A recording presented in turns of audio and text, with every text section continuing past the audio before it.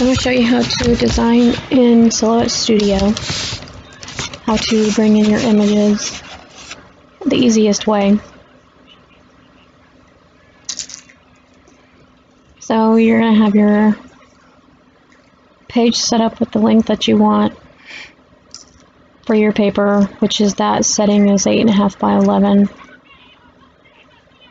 And this particular image is going to be a Yellowstone tumbler design. And I purchased the Etsy files for the background. I got in multiples for like a few bucks. For some reason, I pulled open my File Explorer and it doesn't show that. So if you pull up your File Explorer and you find the file you want, you just drag it from your File Explorer into the Silouette Studio. And then you can turn the image, which you would hit Object and then rotate 90 degrees, or you grab the green little handle there by the image and you can turn it. Next, we're going to create our decal that we're going to place in our image.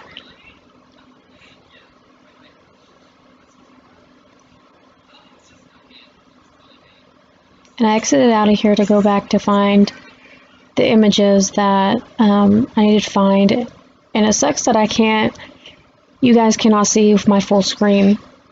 But I went into Google and I typed in barbed wire SVG. Most SVGs are of silhouettes or just standalone images. Or you can type in barbed wire silhouette SVG. And it'll give you that. So now we're going to bring in our barbed wire that I found. And it was free.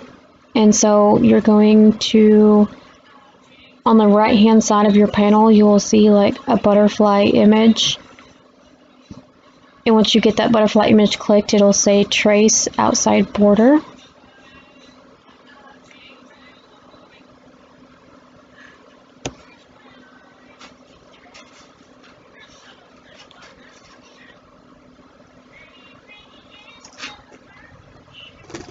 And so once you've got it open, you can't even see the dropout on there.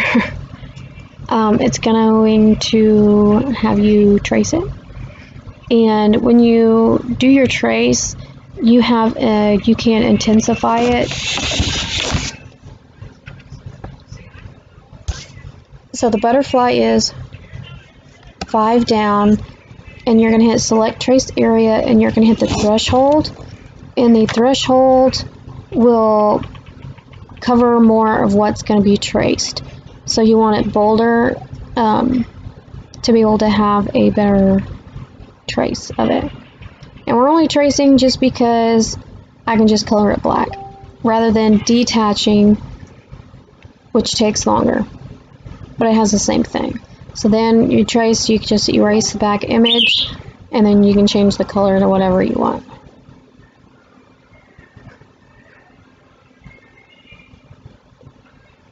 So you're going to click the image, and then you have to go up in the top left-hand corner, and you change to black, and then you have to change the outline to black. So now we have our image of the barbed wire.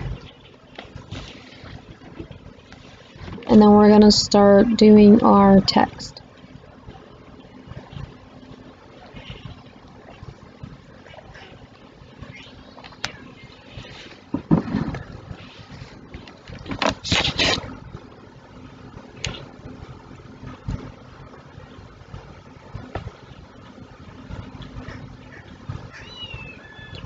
So you're going to select the A on the left hand side and you're going to start typing. It's always going to type red and empty if you just hit the A on the left hand side and then you type.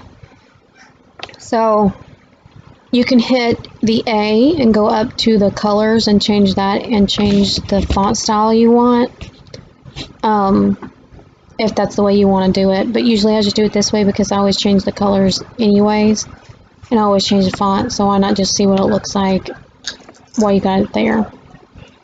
And I think finding font is the hardest part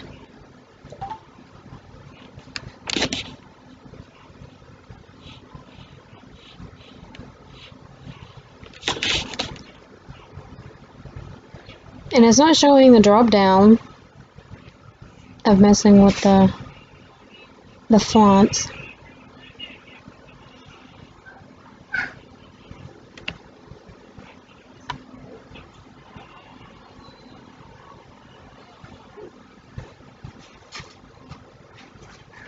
So we sit here and we play with the fonts, and it shows you everything that goes on that I can do up until outlining, doing a offset.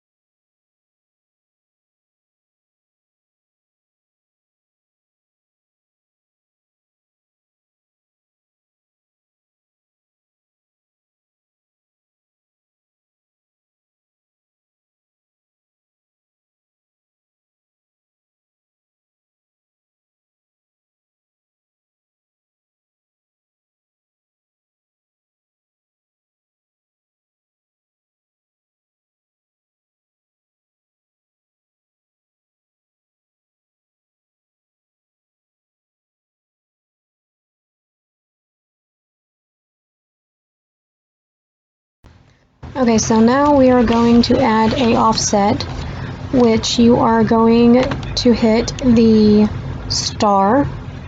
It is 5 up from the bottom, and you're going to click it, and then it's going to bring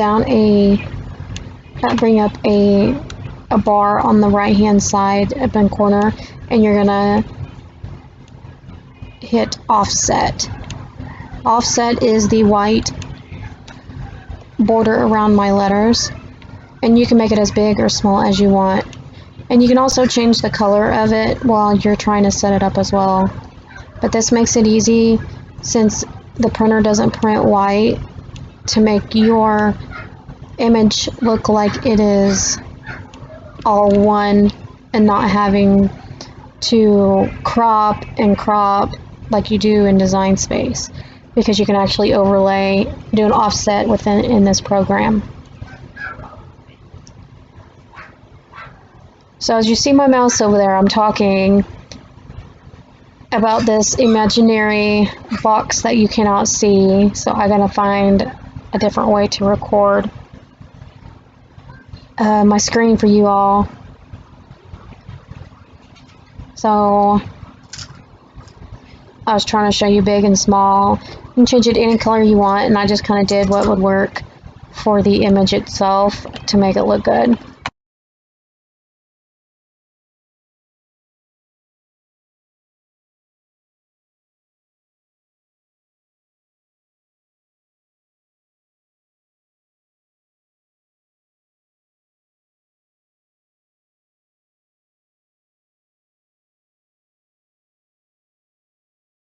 Okay, so I got my image how I wanted it, and so I'm going to zoom in and put it on my background and see where I would like to put it, and I'm going to change the background color to try to see what meshes well with that background. Again, I did find these backgrounds, these tribal backgrounds, on Etsy for super cheap. They came with like 15 a piece. They're all pretty. They have the turquoise, and then they have the pink, and then they have orange. So it's a really good buy. I got them for like $1.50 for that many. So now I'm going to try to figure out what color looks good with on the offset that I can make it stand out a little bit more against the background. So I opened up the little window, made it a little bit bigger, and now I'm going through to the color picker. In your color, you have the option to use the little teardrop tool and go and find what color you want to use.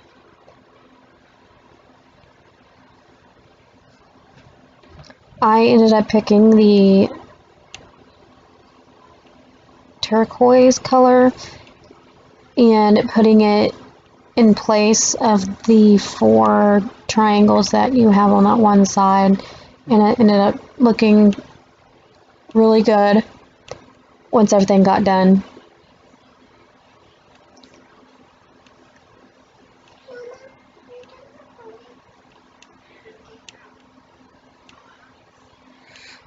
So once the image, you get what color you want. I wanted to go a little bit darker. You can place your image wherever you want on your background. You can do the same thing with names. That's what's so easy about the Silouette Studio, is that you can have that offset to make it stand out against a busy background.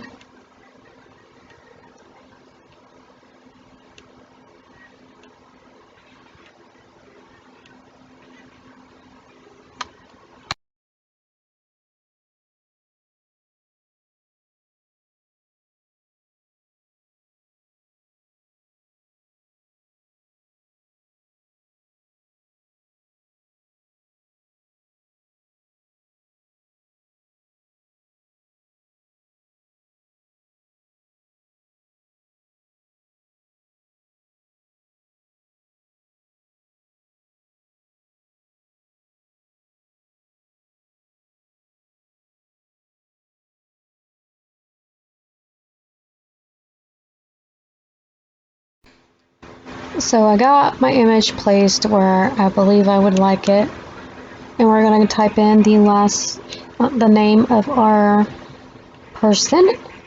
And I always like doing an offset with names. I just think they make them pop a lot better. So we'll see how this one comes out.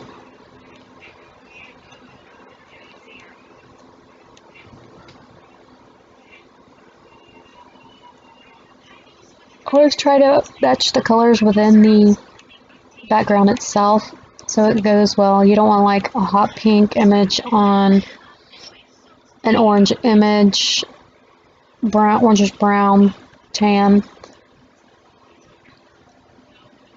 And I've learned with doing tumblers that your spacing is important, because if you went and stuck this over the orange spot, it would end up meeting right next to the other decal, and you don't want that. So I just bring in my tumbler template, and I always have to cut these out. I showed you doing it one by one, and then there's another way. You can select it all and hit options, go to modify, and hit subtract all, but they have to be over the image, and it'll do them all at the same time. So let's cut that. So I made this square over here, and I wanted to show you how to bring in an image and it actually take the shape of what you have it on, and then you can move the little points and do whatever you want, which is pretty cool.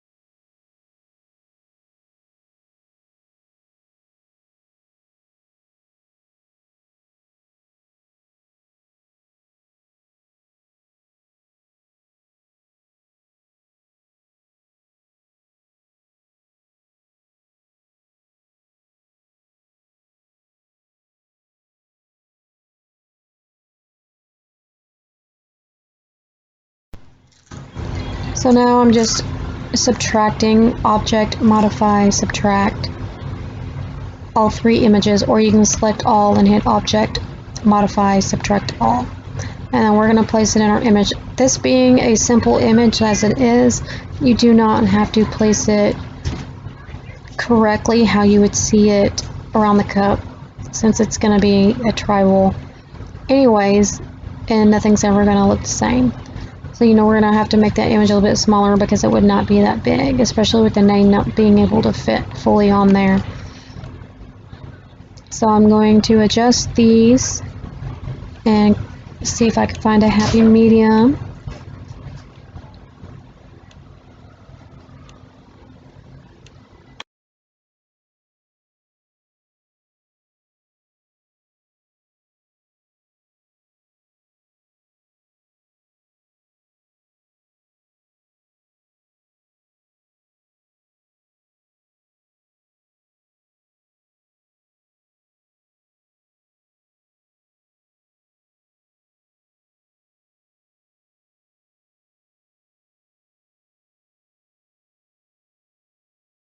So here I'm just playing with it. I'm only going to use two of the tumblers, the middle and the right side, for my mock-up. So I'm just trying to see what works, so I didn't have to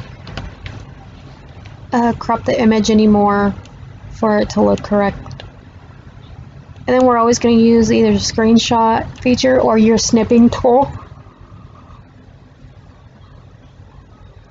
to cut the image out of the part, and you'll see me do that towards the end. But this is how I put it, and I really liked how it turned out with the framing around the decal itself. So here I'm going to show you how to do the snipping tool because you cannot see it. If you have a Mac, I believe you have screenshot, but if you have a Windows, you have a snipping tool that you can use and hit new, and you can take a screenshot or a cutting image of your screen itself. And then I always send them to my phone, and then I use my watermark app to watermark my images. But that's it.